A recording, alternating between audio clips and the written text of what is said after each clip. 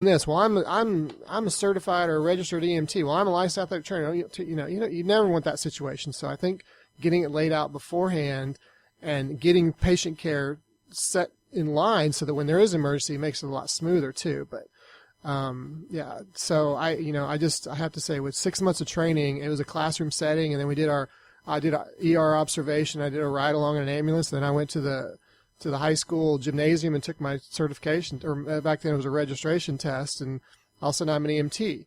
I could have easily been somebody that came right out of high school and has no anatomy, no emergency medicine, none of that stuff. But what they taught me in 6 months, all of a sudden I'm supposed to walk into a house with somebody having chest pains, breathing, and I'm the guy in charge. And I don't mean to discredit them at all. They're very valuable and they are trained. But from an athletic side, I guarantee our protocol when we worked what was called the river run in my hometown, anybody that fell out of this river run with an ankle injury, blisters, they wanted us, the protocol for the EMT students who were working on the EMTs and the paramedics was to put them on a spine board, put them in an ambulance, get them to the hospital. I mean, how do you, and I was also a student athletic trainer at the time, so I was like, this kid rolls their ankle and we're supposed to basically spine board without the C-spine, but attach him to a spine board and take him to the hospital for an x-ray. It's like there's no evaluation, and I was just flabbergasted, but that was what we had to do because we were students. That was the standard that the medical group over that river run, which is a 10K, that was their standard, and that's what we had to do. It was very frustrating to see that. And so that was actually one of my questions for both of you is, how do you have an athlete that comes in versus you have a geriatric patient? And I know you said you had a protocol in the ER, but is your mindset different when you have, say, an ankle sprain, an x-ray? Obviously a geriatric patient or somebody, a non-athlete, or maybe a morbidly obese person, there's going to be some change, some differences, but do you talk to them differently? How do you deal, or obviously you treat everybody the same, on paper, but what's your mindset, or what your outcomes, or how do you see the difference there? I think the extremes of age, you always have to treat a little bit differently than the general population. So your pediatric population versus your geriatric population, your mindset's a little bit different. So for example, an older person that fell down and hurt their ankle, I want to find out more. Are they falling down? Is this a regular occurrence? They just got hurt this time when they twisted their ankle, but have they been losing their balance?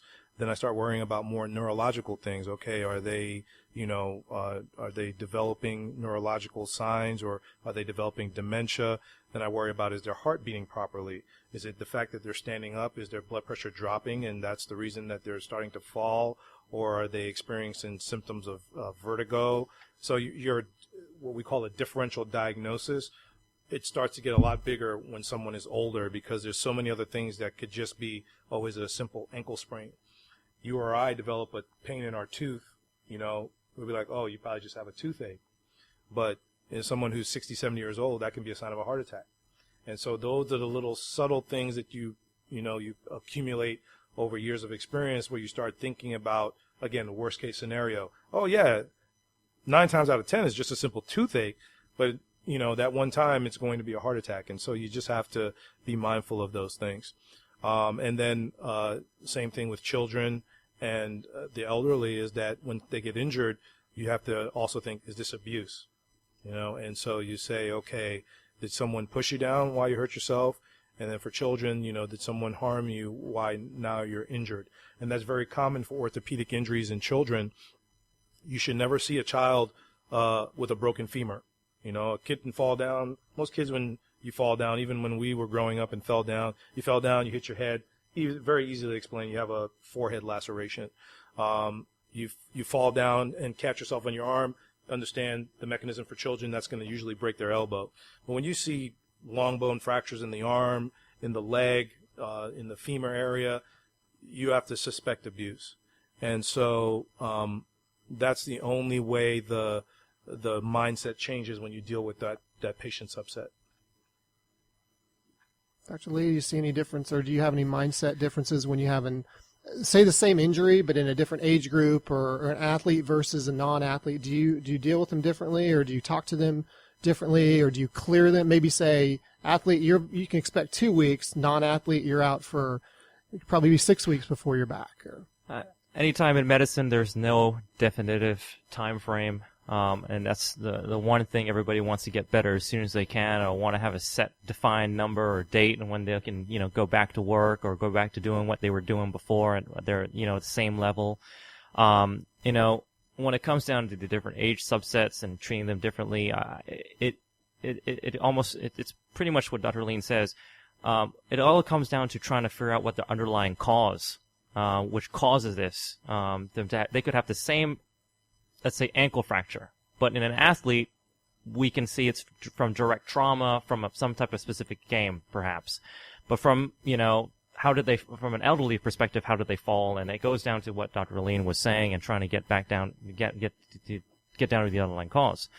So I wouldn't say we treat them any differently, but there are certain things we need to try and address and investigate a little bit more in depth to get to why this has even happened. And as far as the treatment plan goes, everybody is a little bit different, and everything is individualized for that person, and any type of treatment that's for any type of injury, for that matter.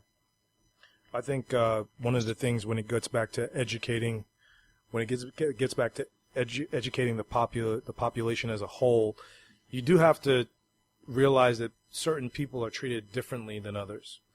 And so, for example, if you're a professional athlete, we hear this all the time. Professional athlete, twist their ankle, twist their knee, x-ray's negative. What's the next thing you hear? They're going for an MRI. So society, when you watch professional sports, you're already training society, oh, my x-ray's negative, I need to go for an MRI. In the real world, that's not how it works. If your x-ray's negative, your x-ray's negative. If you continue to have issues, we'll arrange an MRI for you, which may happen 1 to 4 weeks from now. Mm-hmm. And so I think sometimes people, when they enter the healthcare system, they realize, wait a minute, I'm not being treated like Arian Foster or, one of these super elite athletes when I get injured. One of the most common injuries in someone who's like older, like what we call the weekend athletes or the weekend warriors, is a torn Achilles. For a athlete, season's over, they need surgery to get back. For a regular person, assuming that you're not really all that athletic, they may just let that heal on its own without getting surgery. So there is definitely a different way that people are treated when they're, superstar athletes and when they're just average Joe Schmoes like us. It's kind of like a modified CSI effect because my wife is in law, okay, and she deals with juries, and juries are like, where's the blood results at? Right. Or it's this, in Law and Order, it goes directly from you've been arrested, and then there's like that sound, and they're in trial. Right. What about the year and a half in between? Right. It's the media effect of it's like a medical CSI effect, I guess, for that. All right, so we're going to switch just a little bit. I had actually a student athletic trainer from another school come over here, and it was a hot day outside working a game. And I'm at the other freshman field, so, it's like 300-400 yards away, whatever it is. So someone comes running over. There's somebody having an asthma attack. Okay. All right. Do they have an inhaler? No. So then they just take off running back. So then, I'm going. Obviously, I'm not sprinting over there because then I'd be out of breath, too. This girl doesn't have an inhaler, so what do I need to do then? Because, you're talking about checking the ABCs. Well, airway, she's having trouble breathing. That's the first thing. Where do I go? She doesn't have an inhaler. Dr. Allenye? The first thing you have to do is calm her down. And I don't know if you've ever seen that Mel Gibson movie. It's really a M. Night Shyamalan movie, Signs, where the kid at the end is having the asthma attack, and he's talking to him, and he's holding him, and he's just telling him to slow down his breathing. He put the sun to his chest and was like, just mimic my respirations. A lot of times when asthmatics are having a hard time breathing, the first thing that triggers is fear. Oh, my God, I can't breathe. And so that anxiety builds up, and they get more nervous, and they start breathing faster. You have to calm them down. You said you were outside. It was very hot. I would, get someone to carry, whether you carry that person or have people carry her into a cooler environment. And then at that same time as you're talking to her, you just slow down your breathing. Slow down your breathing. Obviously, if enough people around, someone go call 911. So that's already started. But in the meantime, again, just getting her calm, helping her breathe, putting a cool washcloth on her forehead, And that's pretty much all you can do at this point. If they're really in what we call status asthmaticus, meaning their lungs are clamped down and they're not getting any oxygen in, then you're not going to be able to do anything other than just wait for EMS arrival. I don't know if you have oxygen on campus or if you have a tank, you can hook that up. But assuming you don't have those things, the best thing you can do is just put her in a cool place, keep her calm, and wait for, advanced help to arrive. All right, so we didn't call EMS. By the time I got over there, she was sitting in the car and she was able to talk to me and stuff like that. Okay. And so, by the time I got over there, those first steps had already been taken, minus the calling EMS. Sure.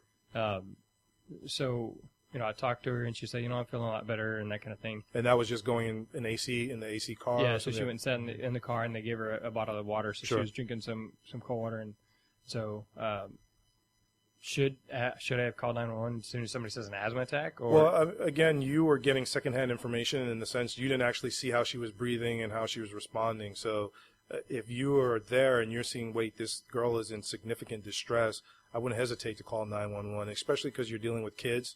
I know they're older and teenagers, but still it's, you don't want that kind of thing to show up on the news.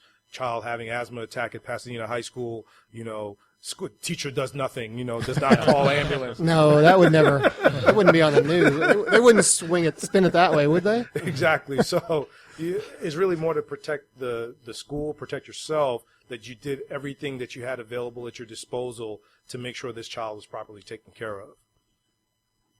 Dr. Lee, any other additional thoughts dealing with asthma and no inhalers? Well, once they're if they're known to be asthmatic, it's one thing is after this event is calmed down is to make sure they can do every precaution and trying to educate them later on that hopefully this does not happen again. And if that means getting an inhaler or seeing their doctor to know about what they're dealing with, to make sure they have some type of rescue inhaler or whatnot, to have it on board and educate them, make sure they have it with them at all times. Okay, so that's probably the only thing take-home point at the end. But I can't disagree with anything that you had done based on the situation that you had presented to you at the time. So again, it comes back to the situation. I feel like if we walk outside, look across the street, there's chemical plants, just miles of chemical plants. So the air is pretty bad here. And we already talked to somebody a year or two ago about asthma and things to do there, but. I feel like a lot of kids here, as we were talking about in the beginning, they don't have insurance, and so going to the doctor to get an inhaler, or going every year because they expire to get a new inhaler, or having 2 or 3, one to leave in the athletic training room, one to keep with them, one to keep in the nurse's office, it should be, yes, the parents want to do that if the kids are going to play sports, but it's kind of asking too much. What are your thoughts on ways that we can prevent not having an inhaler? Do you have any ideas here how we can get our athletes educated or motivated to have that stuff on hand? Well, I think at the end of the day, it comes down to education as well as financial resources. And I think that's the difficult thing we face as a country, is that how do you provide for people that can't provide for themselves? We complain that the system is broken, from a Medicare, Medicaid standpoint. I don't know what the solution is. I don't know if there needs to be an annual fund, raised for the awareness, and the proceeds from that awareness drive are used for purposes such as this. But I think there are many good causes in the country that people give their dollars towards, and it's just really a matter of where do you want to spend your dollars. Some people prefer to give their money to religious institutions. Some people prefer to give their money to museums. Some people prefer to give their money to children's hospitals. So I think as a country, we're very generous, but getting people to focus in on one small issue like this is going to be very difficult. I'm thinking more at the beginning of the season, for a student athlete, and sometimes that pre-participation exam that they get, that physical exam, is probably the only time they actually ever see a physician for any type of screening process. Right. So, it takes the parent and the student to go through it together and address, if they could address all those questions and fill it out as completely as possible,